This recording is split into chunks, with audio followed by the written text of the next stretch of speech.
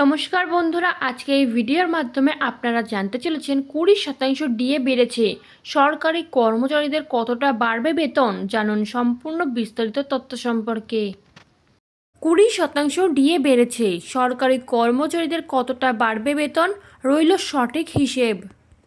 রাজ্যে প্রথম বিজেপি সরকারের প্রথম পূর্ণাঙ্গ বাজেটেই সরকারি কর্মীদের মহার্ঘ ভাতা বা ডিএ এক ধাক্কায় 20% বৃদ্ধির অনুমোদন দেওয়া হয়েছে। এতদিন ষষ্ঠ পে কমিশনের আওতায় 18% হারে ডিএ পাচ্ছিলেন সরকারি কর্মীরা। এবার সেই সঙ্গে 20 যুক্ত হয়ে 1 অক্টোবর থেকে 38% হারে ডিএ পেতে চলেছেন বাংলার সরকারি কর্মীরা। রাজ্য সরকারি কর্মীদের এই ডিএ বৃদ্ধির ফলে বাড়বে বেতনও। এদিকে প্রতিশ্রুতি মতোই রাজ্যে এসেছে সপ্তম পে কমিশন।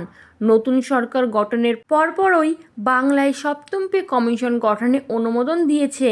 মুখ্যমন্ত্রী জানিয়েছেন 2027 সালের জানুয়ারি মাসের মধ্যেই রাজ্যের সপ্তম বেতন কমিশন চালু হবে। ইতিমধ্যেই প্রস্তুতি শুরু হয়েছে। সরকারি কর্মচারীদের পাশাপাশি পেনশন প্রাপকেরাও অতিরিক্ত 20% ডিয়ারনেস রিলিফ পাবেন। বর্ধিত মহার্ঘ ভাতা বা ডিয়ারনেস রিলিফ বৃদ্ধি 1 অক্টোবর থেকে কার্যকর হবে। ডিএ বৃদ্ধি ও নয়া পে কমিশন সব মিলিয়ে সরকারি কর্মীদের রীতিমতো লটারি। 20% ডিএ বৃদ্ধির পর সরকারি কর্মীদের বেতনও বাড়বে বেশ কিছুটা।